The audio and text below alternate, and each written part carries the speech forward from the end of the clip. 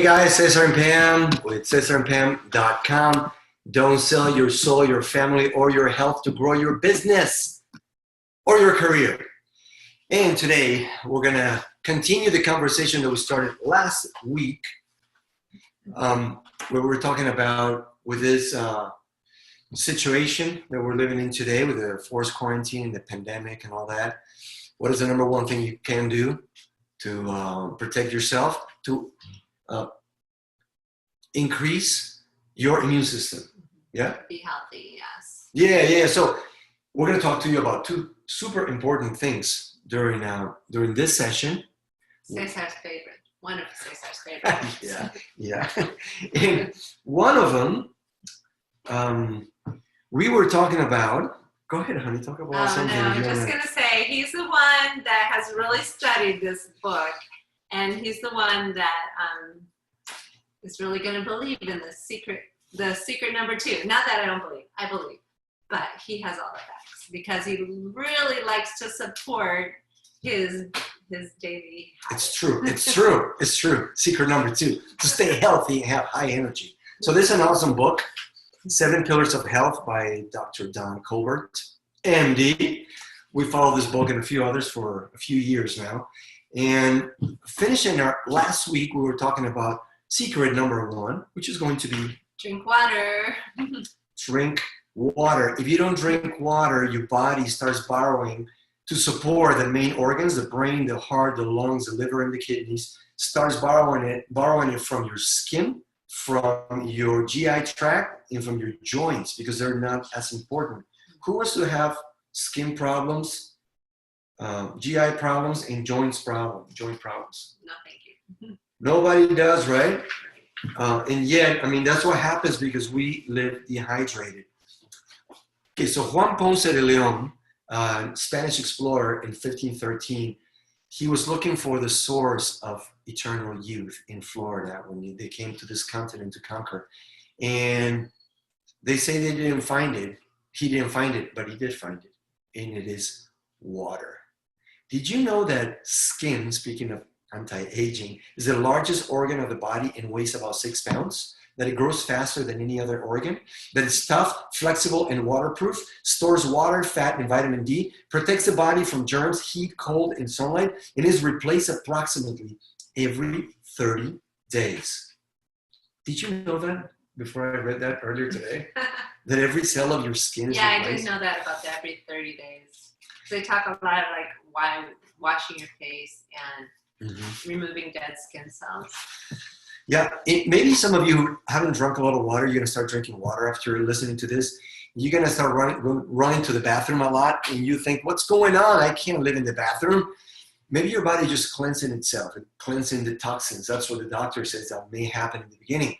But do you know that when you're dehydrated, your body temperature drops slightly and causes your body to store fat as a way to help raise or maintain the temperature?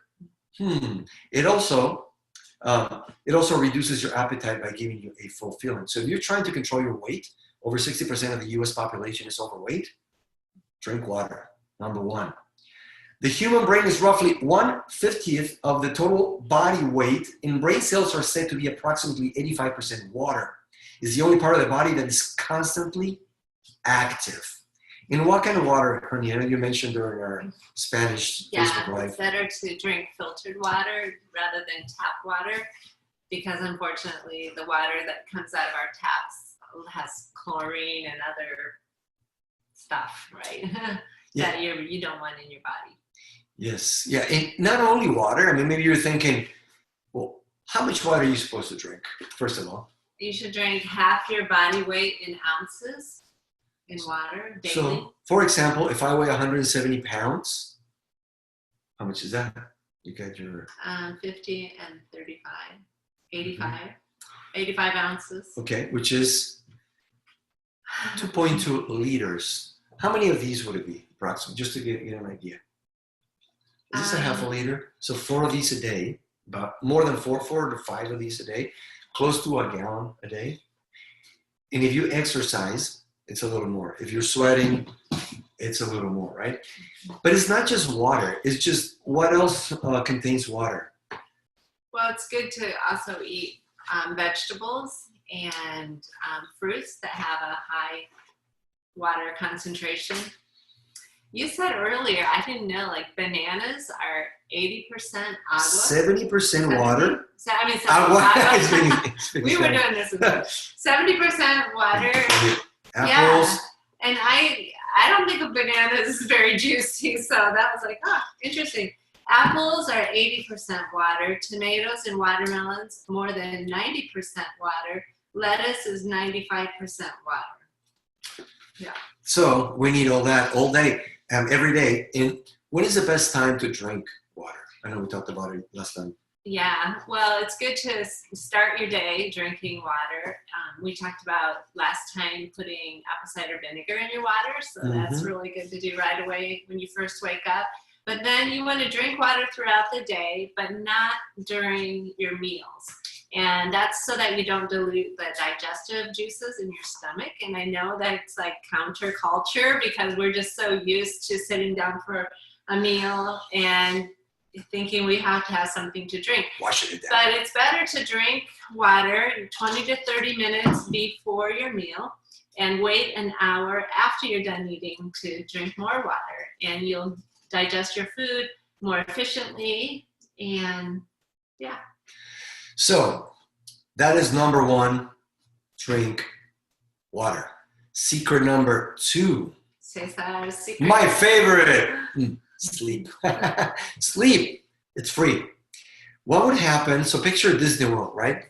Millions of people go, thousands a day, but they close the park from, I don't know, 11 p.m. to like 9 a.m. or 8 a.m. I don't know. For a few hours. Why? What happens when they shut down?